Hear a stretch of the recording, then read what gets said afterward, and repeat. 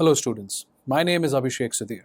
I am an assistant professor at the Jindal Global Law School. Welcome to the EPG Pathshala, Civil and Political Rights and Module 15, The Right to Fair Trial under the Constitution of India, Part 1. This module will introduce the student to two articles, namely Article 20 and Article 22 of the Constitution of India that form the very bedrock of the right to a fair trial.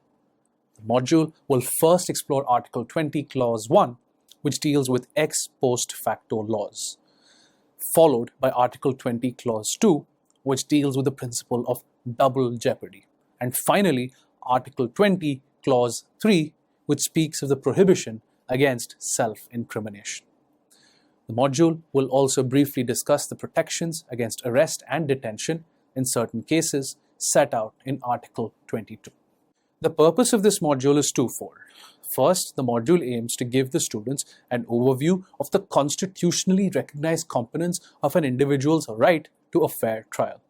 And secondly, the module aims to help the students understand the manner in which the scope of the right to a fair trial has been expanded by judicial interpretation. Now let's start with Article 20, Clause 1. Article 20, Clause 1 of the Constitution of India states, "No person shall be convicted of any offence except for violation of a law in force at the time of the commission of the act charged as an offence, nor be subjected to a penalty greater than that which might have been inflicted under the law in force at the time of the commission of the offence." We're going to look at now the Delhi gang rape case. In the Delhi gang rape case, Nirbhaya, as she's now come to be known, the victim, was raped by 5 individuals, 4 of whom were adults and 1 was a juvenile. In the aftermath of the rape, there were protests nationwide, with posters being carried around saying, "Hang the rapists."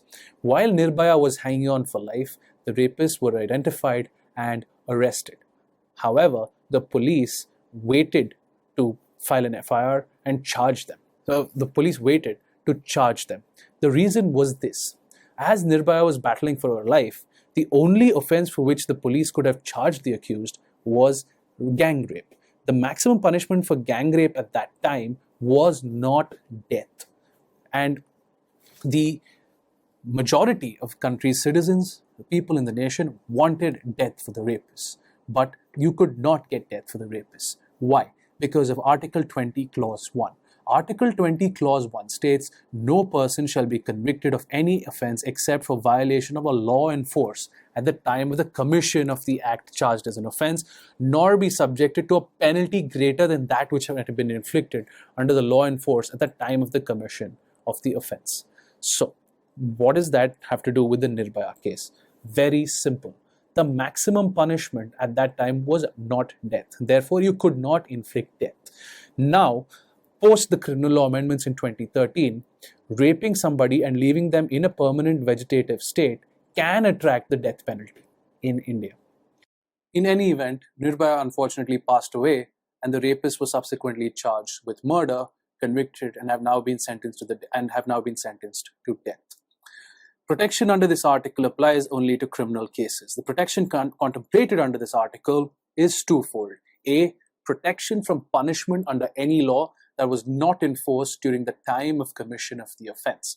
Protection from punishment under any law that was not enforced during the time of the commission of offense. So, let's assume that Nirbhaya actually did not die and she remained in a permanent vegetative state. The question is, could those 4 out of the 5 who were adults, and could they essentially be tried under the new offense of raping somebody and leaving them in a permanent vegetative state? The answer is no. Because raping somebody and leaving them in a vegetative state, that particular definition, that offense, leaving somebody in a vegetative state, was only added after the Nirbhaya gang rape case, and therefore was an ex post facto law. It was post the act of the gang rape, basically, and those men were protected from Article 20. From being tried for raping somebody and leaving them in a permanent vegetative state. And obviously that issue is now moot because Nirbhaya passed away and they were anyway tried and convicted of murder. The second protection is there can be no increase in the penalty for an offense essentially it cannot be retrospectively applied. Essentially, if the punishment for an offense was life at the time it was committed, it cannot be increased to death at the time of conviction and sentencing, because at the time the offense was committed, the maximum punishment was life. A very simple concept. Here you're looking at a picture of the protests after the 2012 Delhi gang rape case, and the protesters clearly outraged but oblivious to Article 20 of the Constitution of India. Now we come to the landmark case of Shiv Bahadur Singh. In Shiv Bahadur Singh, two government officials of the erstwhile state of Vindhya Pradesh were accused of taking a bribe for carrying out an official act and for the commission of forgery in connection with such acts. They were charged under the relevant provisions of the IPC, the Indian Penal Code, which were adopted in the erstwhile state of Vindhya Pradesh by means of an executive ordinance. This was around the time India had just got independence. Therefore, the machinery was still not in place. So, by means of an executive ordinance, the state of Vindhya Pradesh implemented the relevant provisions of the Indian Penal Code. The ordinance was passed on 11 September 1949, while the offences themselves were said to have been committed in the months of February, March, and April 1949. That's the months prior to the ordinance implementing the provisions of the IPC. So the question is, can they be convicted of offences under the IPC even though the IPC was implemented in the state by means of an executive ordinance a few months after the offence was committed? The appellants in that case obviously argued that the convictions were in respect of an ex post facto law, creating offences after the commission of the acts taking the bribe, charged as such offences, and was hence unconstitutional. In Rao Bahadur Singh, the court considered the question of the proper construction of Article 20 of the Constitution. And this is what they held, and I quote, "What is prohibited is the conviction of a person or his subjection to a penalty under ex post facto laws. The prohibition under the article is not confined to the passing or the validity of the law, but extends to the conviction or the sentence and is based on its character as an ex post facto law. The fullest effect must therefore be given to the actual words used in the article." Close quote. What they're trying to say is the prohibition is not confined to the passing or the validity of the law itself, right? It extends the conviction of the sentence and it's based on its character as an ex post facto law. So what was the finding in Rao Bahadur Singh? The court held that the right under Article 20 Clause 1 does not apply to retrospective application of change in the procedure of the trial. What does that mean? In this context, and I quote, "It is necessary to notice that what is prohibited under Article 20 is only conviction or sentence under an ex post facto law, and not the trial thereof. Such trial under a procedure different from what obtained at the time of the commission of the offence, or by a court different from that which had competence at the time, cannot ipso facto, by matter of fact itself, by that fact itself, be held to be unconstitutional.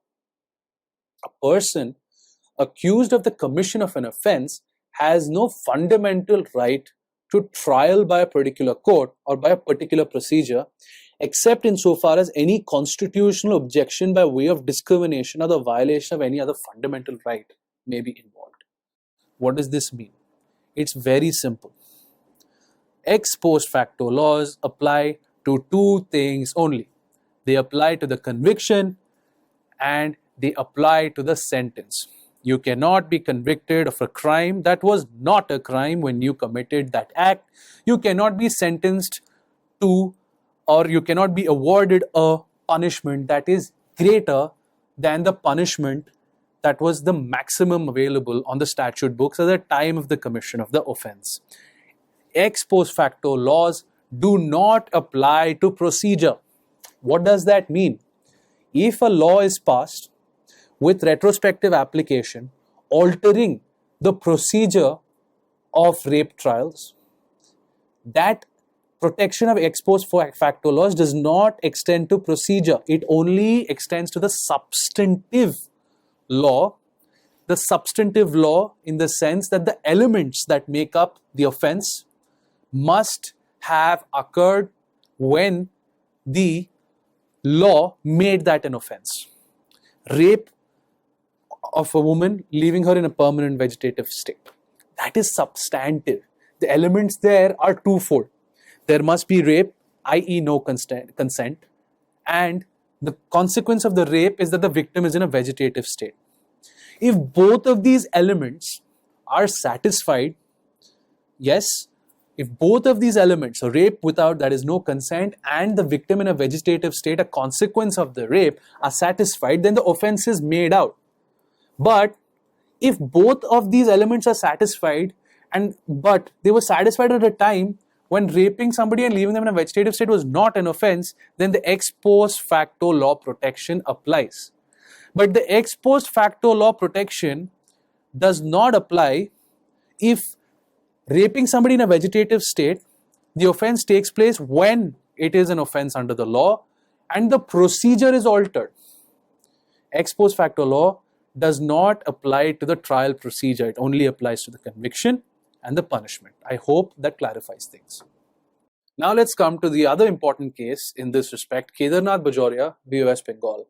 In Kedarnath Bajoria, the defendant Chatterjee committed an offense under the Prevention of Corruption Act 1947, which then prescribed a punishment of imprisonment or fine or both. In 1949, by an amendment, the punishment was enhanced. Chatterjee was fined 50,000 rupees from the government as compensation for damages that he falsely claimed the government inflicted on his property. He made a false claim against the government, that they had inflicted damage on his property. Chatterjee claimed that the rupees 50,000 fine violated Article 21 of the Constitution because in 1947, the relevant criminal law only allowed for a fine equal to the amount of money the accused obtained for the commission of the crime.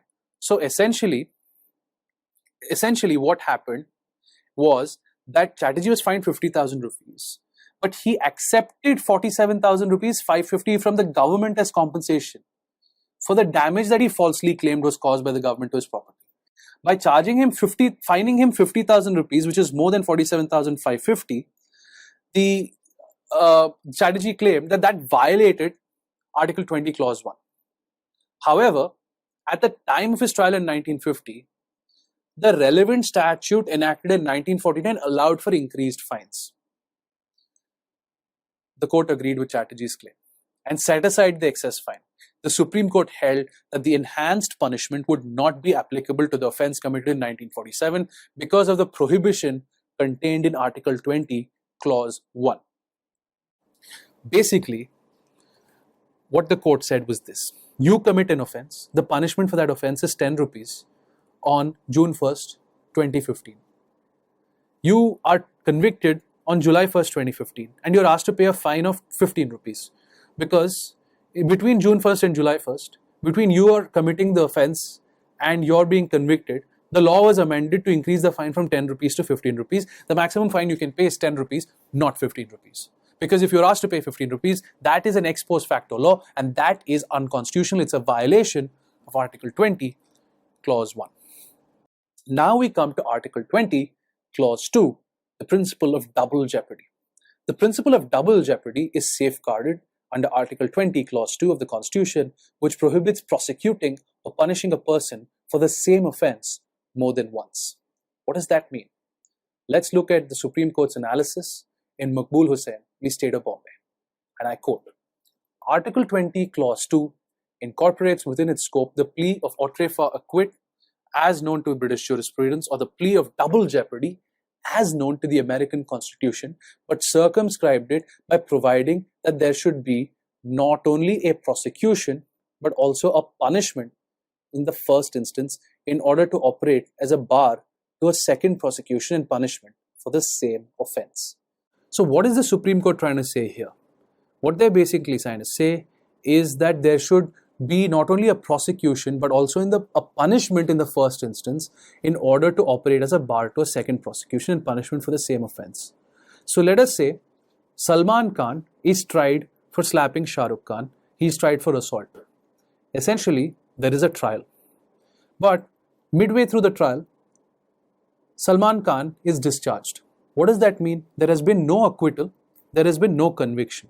Can Salman Khan be tried again for assault? The answer is yes, he can. Because Salman was not acquitted or convicted in the first case. If he was acquitted, he cannot be tried again. If he was convicted, he cannot be tried again for the same offense based on the same facts. Let's look at another quote from the same case, and then I'll give you another illustration. The words "before a court of law or judicial tribunal," Supreme Court says, are not to be found in Article 20, Clause 2. But if regard be had to the whole background indicated above, it is clear that in order that the protection of Article 20, Clause 2 be invoked by a citizen, there must have been a prosecution and punishment in respect to the same offense before a court of law or a tribunal required by law to decide the matters in controversy judicially on evidence on oath, which it must be authorized by law to administer, and not before a tribunal which entertains a departmental or administrative inquiry, even though set up by statute, but not required to proceed on legal evidence given on oath. That's a long quote and a lot of information, so let's break it down again. This was exactly what happened in the case of Maqbool Hussain versus State of Bombay.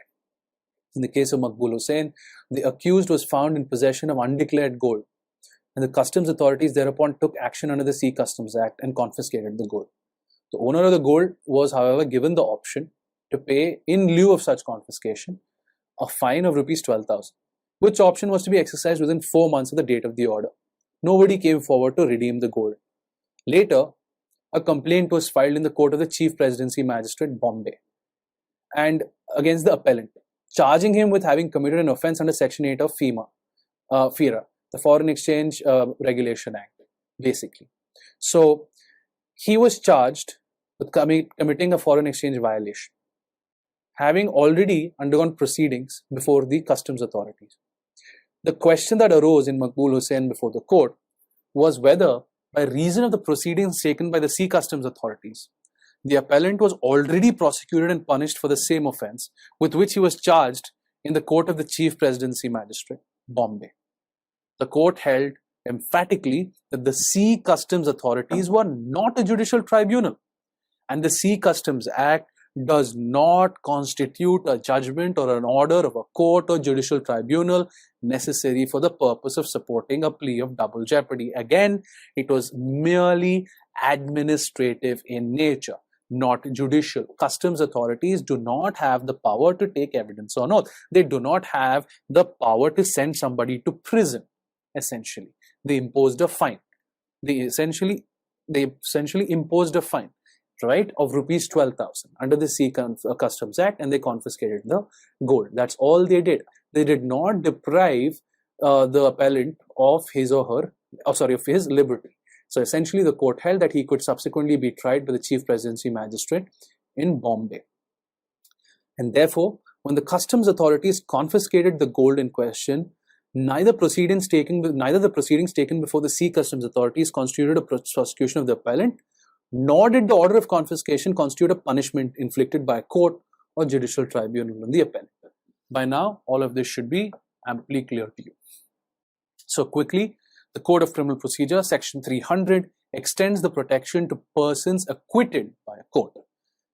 Article 20, Clause 2 does not talk about proceedings before a court of law or a judicial tribunal. However, the Supreme Court has held this to be implicit in Article 20, Clause 2. They say, look at the whole background. If you want the protection of autrefa acquit, autrefa convict, double jeopardy, call it what you want, there must have been a prosecution and punishment in respect of the same offense before a court of law. It has to be a court of law or a tribunal. So we all know what a court of law is. What is a court of law? A court of law is a body that is required by statute to decide the matters in controversy judicially. So what is the meaning of judicially? They must take oath. They must take evidence on oath. Evidence must be given on oath. That is key to proceeding being judicial in nature. Principles of natural justice must apply to those proceedings. It must be authorized by law to administer the oath. But a tribunal which simply entertains a departmental or administrative inquiry, even though set up by a statute but not required to proceed on legal evidence given on oath, is not a legal body. Simply having an internal inquiry is not a legal body. So let us say an employee of the government, there is a departmental inquiry because he has essentially assaulted his superior. He assaults his superior, there is a departmental inquiry, his employment is terminated. He cannot claim the protection of Article 20 Clause 2, he cannot claim the protection of double jeopardy when that superior files a complaint in the police station, they register an FIR against him for assault. They cannot do that. They cannot do that. Why?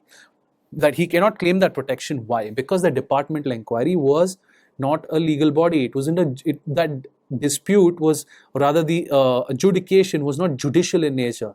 There was no evidence on oath. The principles of natural justice perhaps were followed, but it was not authorized by law to essentially administer an oath. It was simply a departmental inquiry. It was administrative in nature. The maximum sanction that could be imposed was the employee could be terminated for slapping his boss. What is the maximum sanction before a court of law? He can be sent to prison, right?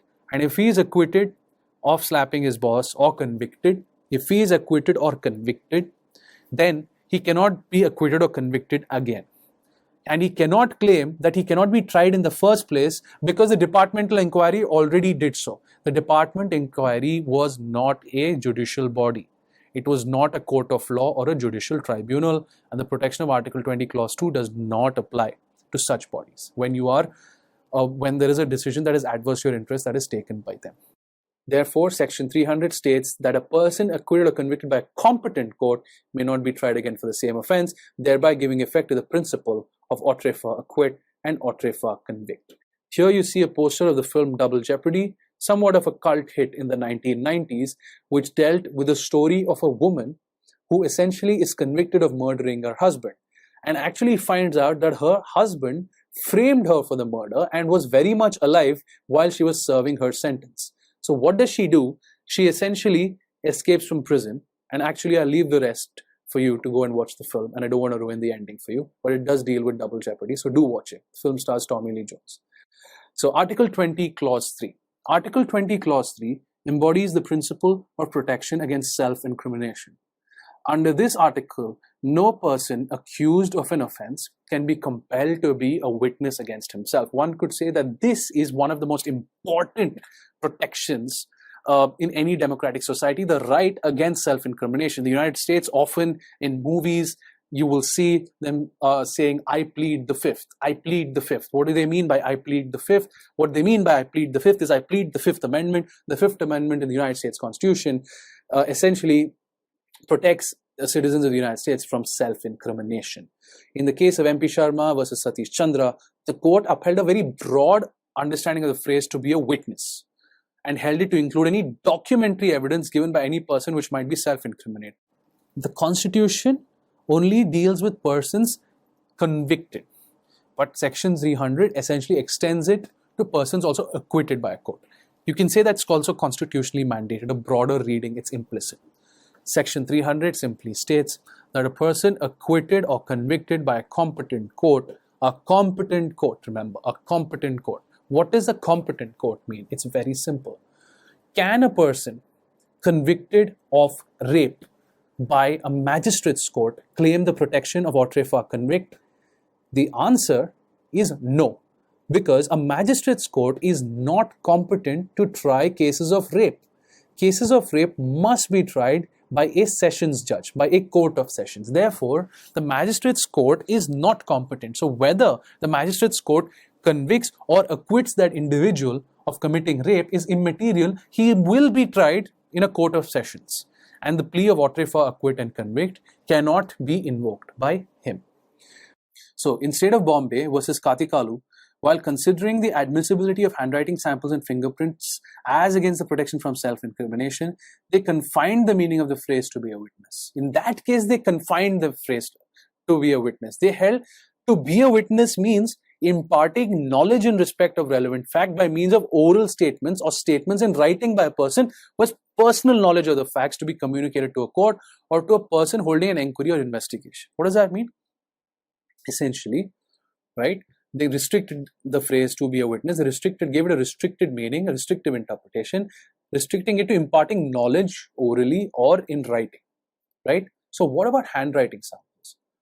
The court held that to be hit by Article 20, Clause 3, the testimony of the witness should be self-incriminatory by itself.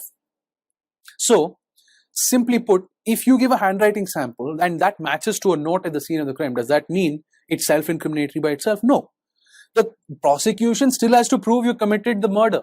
Simply finding a note matching your handwriting is not of itself self-incriminatory, is it? Well, here's what the Supreme Court said, and I quote, "In order that a testimony by an accused person may be said to have been self-incriminatory, the compulsion of which comes within the prohibition of Article 20, Clause 3, it must be of such a character that by itself, it should have the tendency of incriminating the accused, if not also of actually doing so."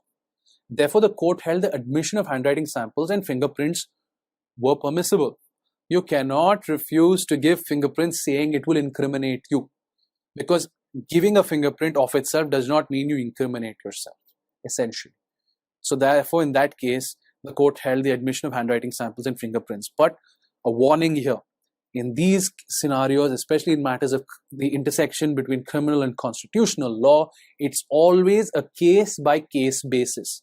You have to look at it on a case-by-case basis to see if that evidence that you're asking the accused to provide is incriminatory by itself. It has the tendency of incriminating the accused, if not of actually doing so. Now we come to the landmark judgment of Selvi versus State of Karnataka. The Supreme Court in Selvi versus State of Karnataka, while considering the constitutional validity of lie detector tests, held that the compulsory, and I quote, "the compulsory administration of the impugned techniques violates the right against self-incrimination." This is because the underlying rationale of the said right is to ensure the reliability as well as voluntariness of statements that are admitted as evidence.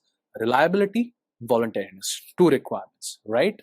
The court also stated that, and I quote, "forcing an individual to undergo any of the impugned techniques, lie detector, narco analysis, where essentially you're not in control of what you're saying, through various chemical substances, a state of a medical condition is induced, whereby you don't really have control of what you're saying, and is popularly known as the truth serum, for example, right? The court held that forcing an individual to undergo any of those tests or techniques violates the standard of substantive due process.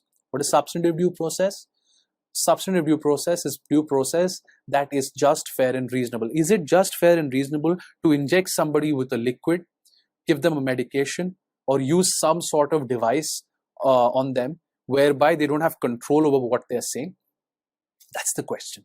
And the Supreme Court said that it is not fair. It violates the standard of substantive due process, which is required for restraining personal liberty. The court said such a violation will occur irrespective of whether these techniques are forcibly administered during the course of an investigation or for any other purpose, since the test results could also expose a person to adverse consequences of a non-penal nature. What does that mean? Essentially, when you forcibly inject somebody with a truth serum, for example, what does that mean? The consequences are not simply of a penal nature, they're also of a non-penal nature. There could be medical consequences. How can you forcibly administer such drugs to people? It goes against the very grain of our constitution, was what the Supreme Court held in Selvi versus State of Karnataka. Here, the court further held, and I quote, "the protective scope of the right against self-incrimination extends to the investigative stage in criminal cases. And when read with section 161(2) of the Code of Criminal Procedure, it protects accused persons, suspects, as well as witnesses who are examined during an investigation." So let us say that a note is left at the scene of the crime by the accused. And they ask the accused for a handwriting sample.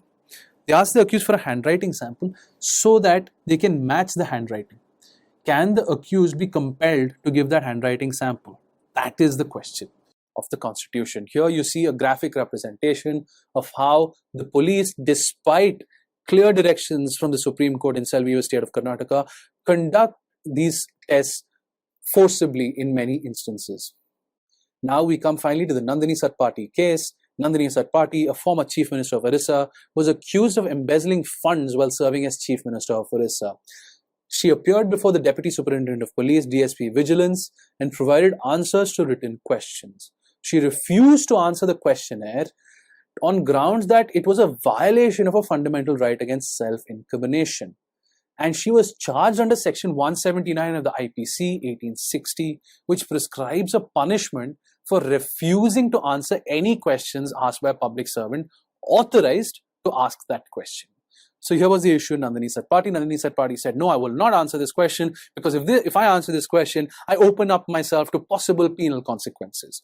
The issue before the Supreme Court in Satpathy was whether Ms. Satpathy had a right to silence, and whether people can refuse to answer all questions during investigation that would point towards guilt. The Supreme Court held that Mrs. Satpathy had to answer all questions that did not, and pay attention, materially incriminate her. Materially incriminate her.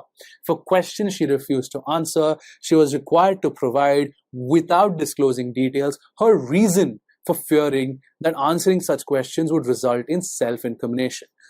Okay, I will not answer this question. The police will ask you if you're being examined under Section 161, subsection 2 of the Code of Criminal Procedure. Okay, why don't you want to answer this question? Well, I don't want to answer this question because it will self-incriminate me. That's not sufficient. You have to actually articulate the reasons for fearing that it would result in self-incrimination. You have to give the police something more than, oh, I would incriminate myself. That's not sufficient, basically. So once Mrs. Satpathy would basically give her reasons, those reasons for her invoking her right to remain silent would then be examined, and she would be liable for prosecution under Section 179 of the IPC if it was determined that she refused to answer a question under the false pretense of self-incrimination. So it was just a false pretense of self-incrimination. She was simply not cooperating. Then you can try her under Section 179 of the IPC. In Satpathy, the Supreme Court accepted that there is a prevalent tension between social interest in crime detection and the constitutional rights of an accused person. However, the protection of fundamental rights enshrined in the Constitution is of utmost importance, and in the interest of protecting these rights, the Supreme Court said, we, the Supreme Court, cannot write off fear of police torture leading to forced self-incrimination. So it's always a balancing act when it comes to criminal law and the Constitution. So quickly, to wrap up, we look at Article 22, Clauses 1 and 2. They confer 4 rights upon a person who has been arrested. This is the preventive detention provision of the Constitution. It was essentially put in there because a lot of the framers of India's Constitution were afraid of the overarching power given to the state under Article 21, which simply said a person could be deprived of their life or liberty as long as that deprivation was according to the procedure established by law. So therefore, they set in place certain restrictions as far as detention of persons was concerned. So what are those 4 rights under Article 22? First, a person cannot be detained in custody without a reason. You must give somebody a reason for why they're being detained. Secondly, they have the right to be represented by a lawyer of their choice. They have the right to legal representation. Thirdly, they have the right to be produced before a magistrate within 24 hours of arrest. The old Latin maxim, habeas corpus, you shall produce the body within 24 hours of arrest. Fourthly, they cannot be detained in custody beyond the 24 hours without the detention being sanctioned by the competent court. So you have to produce them before a magistrate. You cannot just produce them before the Minister of Law and Justice, for example. It has to be a competent court. In Joginder Kumar versus State of UP, the Supreme Court emphasized that the police should exercise restraints while making arrests. And although this is strictly in the domain of the rights of arrested persons, it is also somewhat linked to the right to a fair trial. Essentially, you witnessed a crime. Let us say that you are a drug addict. You were buying cocaine or heroin or any other narcotic substance from your drug dealer. When you're buying this substance from your drug dealer, you witness a hit and run case. You witness a case whereby, let us say, a famous celebrity runs people over, does not stop. That celebrity is charged with culpable homicide. The police want to call you at trial to testify. You refuse to do so. You refuse to answer the question, what were you doing at so-and-so place? Because if you answer that I was buying cocaine, I was buying heroin, then you're guilty of offenses under the NDPS Act, essentially. And you are incriminating yourself. Therefore, the protective scope extends to investigative stage in the criminal proceedings as well as protects witnesses in trials who who are not the accused. So the Supreme Court held emphatically in Selvi versus State of Karnataka, test results from narco analysis, etc., cannot be admitted in evidence if they have been obtained through the use of compulsion. Now, a very common misunderstanding of Selvi is this, that the court banned narco analysis test once and for all. That is wrong. All the court did in Selvi versus State of Karnataka was this. They said you cannot have compulsion. If the individual says, look, I have nothing to hide, go ahead, conduct whatever tests you want to conduct. I'm happy to let you conduct it as long as that consent is free and full and informed. It must be free, it must be informed consent. Informed consent basically meaning that that person must be fully notified of all the adverse consequences, both of a penal and a non-penal nature, of that test being carried out on him or her. So, as long as there's consent, it's constitutional. If there is no consent, it's unconstitutional. Upholding the right to remain silent even, Selvi guaranteed that forcible conveyance of personal knowledge that is relevant to the facts in issue violates Article 20, Clause 3. So, now we conclude. This module has dealt with three cardinal principles: ex post facto laws, double jeopardy, and the right to self-incrimination. In India, the burden of proof is always, and remember, is always on the prosecution. Article 20 essentially gives effect to this principle and puts in place safeguards such as double jeopardy to prevent the state from repeatedly trying individuals for the same offense. Hey, we didn't get him this time, we'll try again next. Basically, that cannot be done. Article 20 also protects citizens from being witnesses against themselves, with the onus being on the state to prove that they are guilty of the offense charged. These principles, as we've demonstrated in this module, form the very bedrock of India's criminal justice system and ensure that the citizen's right to a fair trial is guaranteed.